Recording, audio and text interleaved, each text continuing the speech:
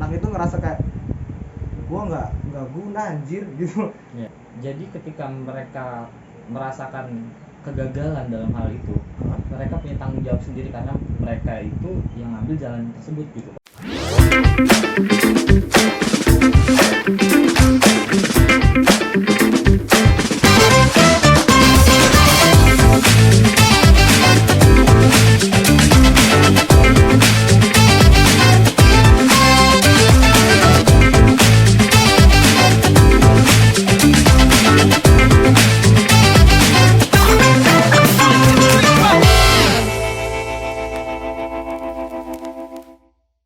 Assalamualaikum warahmatullahi wabarakatuh. Waalaikumsalam. Gimana semuanya sehat ya? Mudah-mudahan semuanya sehat selalu, diberikan kemudahan dalam berkegiatan, selalu diberikan rahmat dan berkahnya oleh Allah Subhanahu wa taala. Amin amin ya rabbal alamin. Pada kesempatan kali ini saya masih akan membahas tentang permasalahan orang tua dan juga anak. Memang menjadi orang tua merupakan suatu kebanggaan. Tetapi menjadi orang tua juga memiliki tanggung jawab yang begitu besar dalam proses perkembangan anak itu sendiri. Nah, masih banyak orang tua yang belum menyadari bahwasannya mereka ini ternyata melakukan kesalahan-kesalahan yang mereka tidak sadari dalam mendidik anak.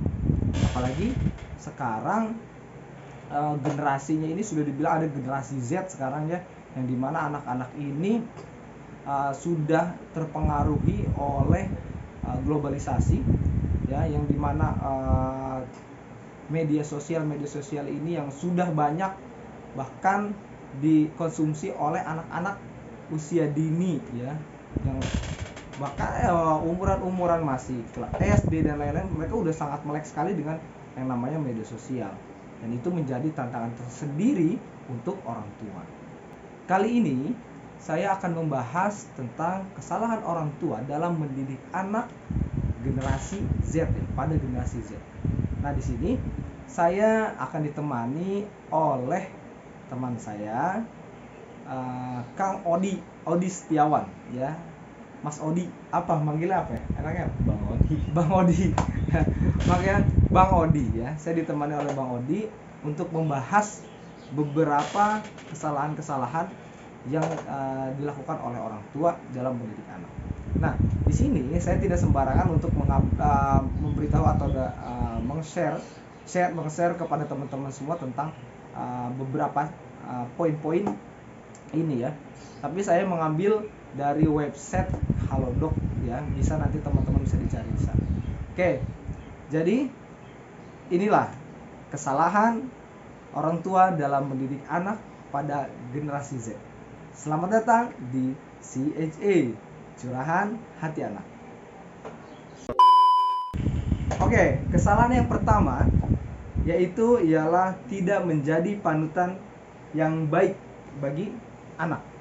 Bagaimana menurut Bang Odi tentang orang tua yang harus menjadi panutan bagi anak?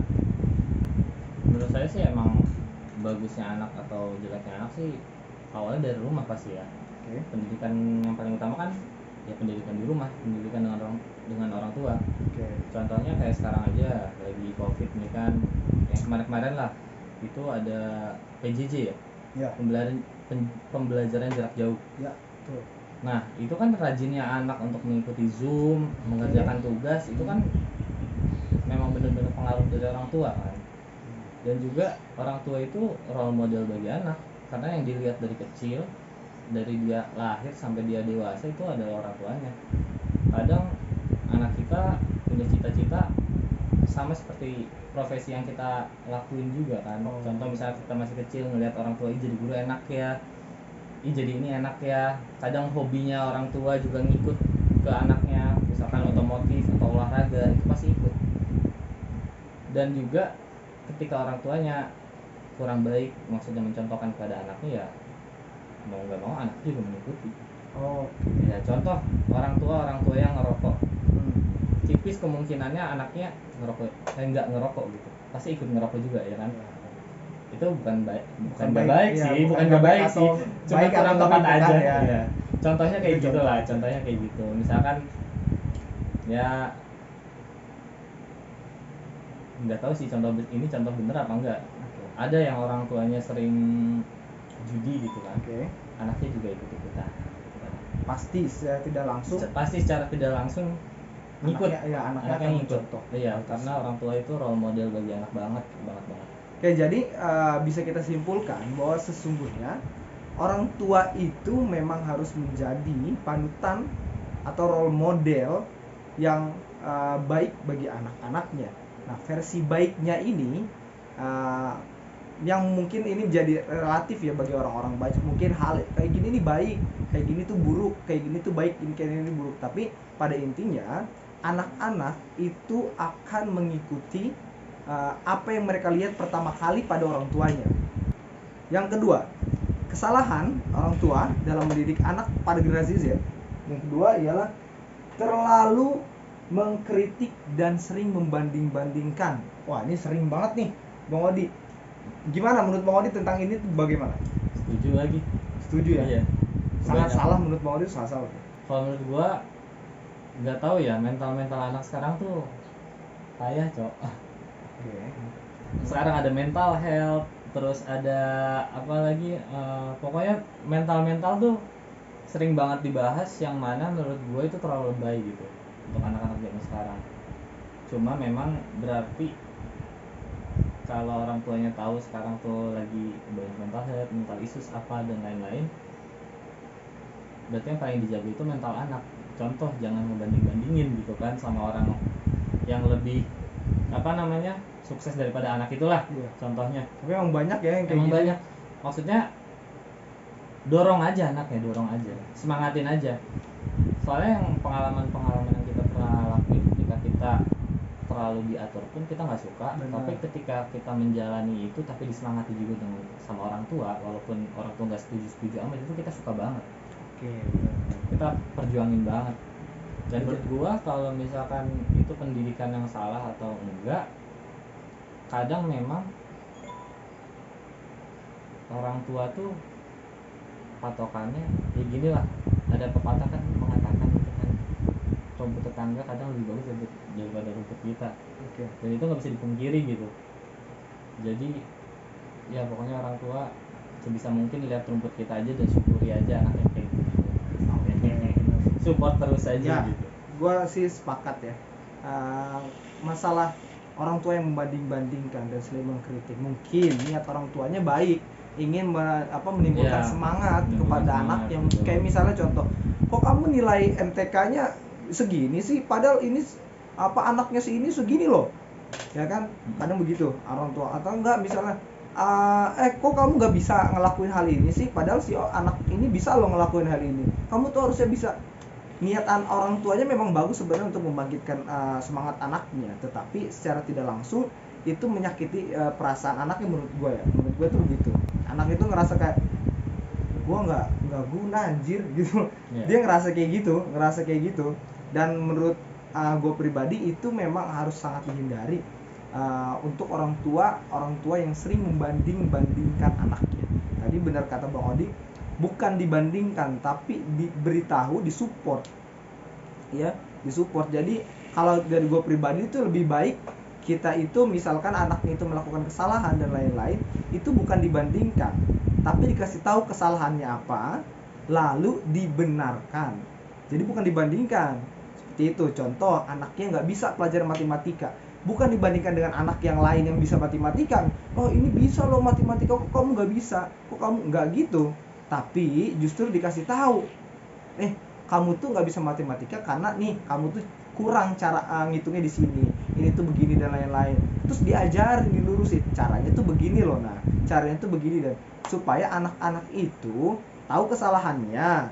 Yang kedua, tahu cara menyelesaikan permasalahan tersebut.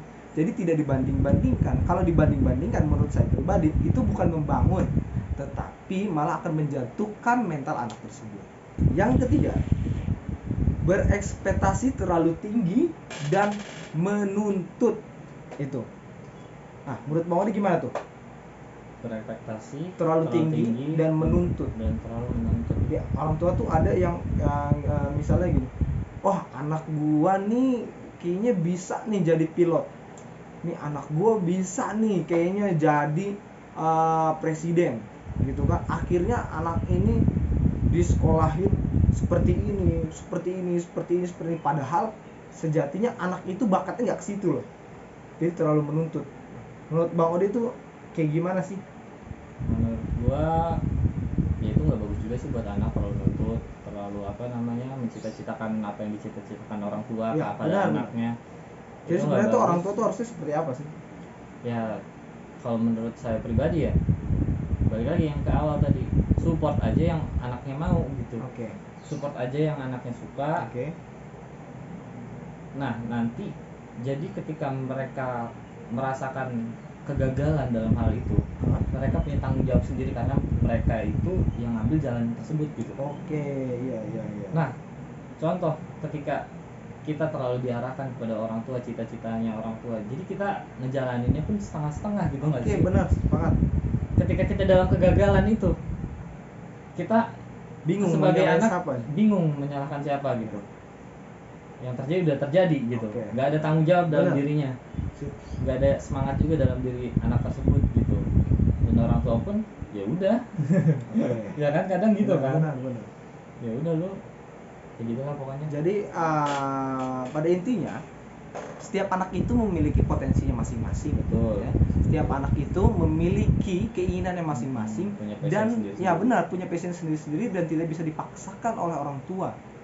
Jadi anak-anak itu bukan sebuah alat ya atau sebuah barang yang untuk menggapai cita-cita orang tua yang tidak tercapai. Banyak orang tua yang seperti itu loh. Banyak orang tua yang kayak misalnya dulunya orang tuanya itu nggak bisa jadi pilot atau enggak orang tuanya nggak bisa jadi polisi dulunya. Akhirnya dia nuntut kepada anaknya bahwa lu harus melanjutkan cita-cita gua menjadi polisi atau menjadi pilot itu sendiri. Akhirnya anak-anaknya disuruh belajar ini, padahal anaknya punya cita-cita sendiri. Anaknya punya potensi sendiri yang di luar cita-cita orang tua yang dulu tidak tercapai itu. Jadi kepada orang tua semuanya mohon ya dilihat baik-baik potensi diri anaknya apa ya. Dilihat baik-baik anaknya itu inginnya apa. Jadi tidak memaksakan kepada anaknya karena nanti hasilnya tadi seperti Bang Odi bilang yang dijalani ini akan jadi setengah-setengah gitu. Dia menjalankan suatu hal yang disuruh orang tuanya itu ya karena orang tuanya, bukan karena keinginannya. Akhirnya jadinya pun jadi setengah-setengah seperti itu. Oke, poin yang keempat, tidak konsisten dan tidak ada batasan dalam mendidik anak. Oke, menurut Bang Odi gimana nih? Tidak konsisten dan tidak ada batasan. Menurut gue gini ya, yang dimaksudkan tidak konsisten dan tidak ada batasan. Jadi orang tua itu misalnya melarang sesuatu kepada anaknya. Misalnya jangan ngerokok gitu. Lu jangan ngerokok gitu. Tapi suatu ketika orang tua itu melihat anaknya merokok, tidak ditegur gitu. Tidak ditegur lagi gitu. Jadi tidak konsisten, yang tadinya negor jadi nggak negor. Dan menurut gua memang jadi orang tua itu memang harus konsisten, dan itu sulit jadi orang tua memang itu seperti itu. Jadi dari poin A yang dia katakan ketika anak itu masih umur seberapa sampai akhir orang anak itu udah gede dan lain-lain, poin A yang dulu disampaikan itu memang harus tetap jadi poin pemberitahuan kepada anak. Yang menurut gua itu memang harus seperti itu. Kalau menurut Bang Odi kira-kira gimana? Kan kalau menurut gua tadi tidak mungkin dong anak itu dibebaskan begitu aja. Tetap setiap orang tua itu harus memiliki batasannya, ya, ajarannya kepada gitu kan. anaknya gitu kan. Dan itu memang harus konsisten. Jadi tetap harus ada batasan yang diberitahu kepada anaknya. Dan itu batasan itu harus konsisten dikasih tahu ke anaknya sampai kapanpun. Jadi tidak boleh tuh sewaktu-waktu berubah gitu.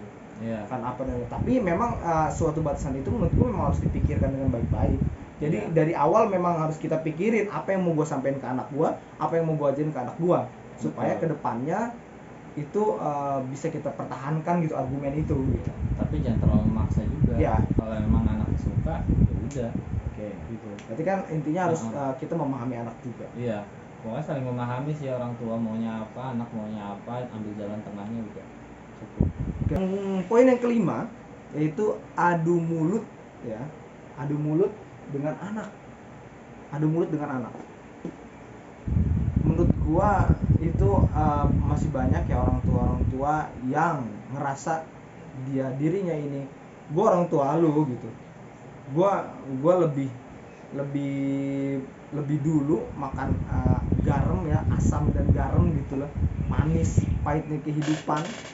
Nah, itu akhirnya menjadi argumen buat orang tuanya supaya bisa mematahkan argumen anaknya.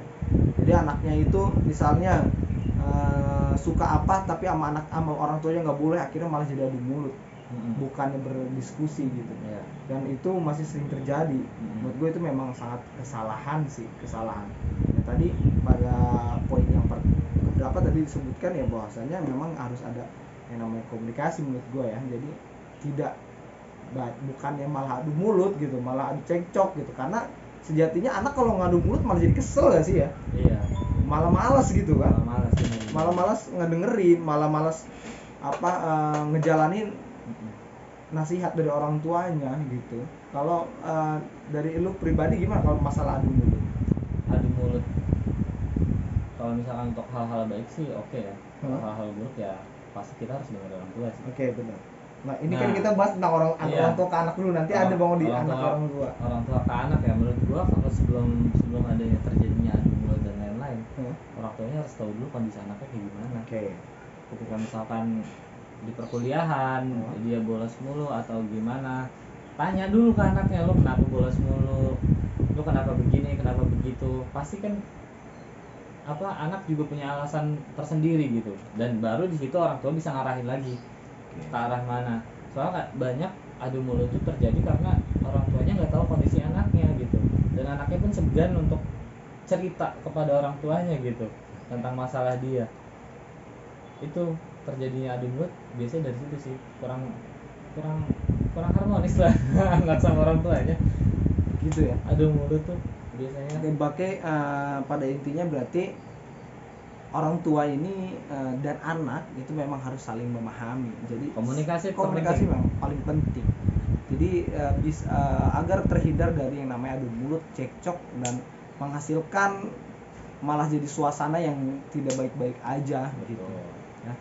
Oke, mungkin itu aja dari kita ya, dari kami, pembahasan tentang beberapa poin kesalahan orang tua pada anak ya. Mungkin nanti kalau ada kurang-kurangnya atau ada yang ingin ditambahkan oleh teman-teman semua, silahkan boleh dikasih tahu di kolom komentar. Gitu aja. Sekian dari kita. Wassalamualaikum warahmatullahi wabarakatuh.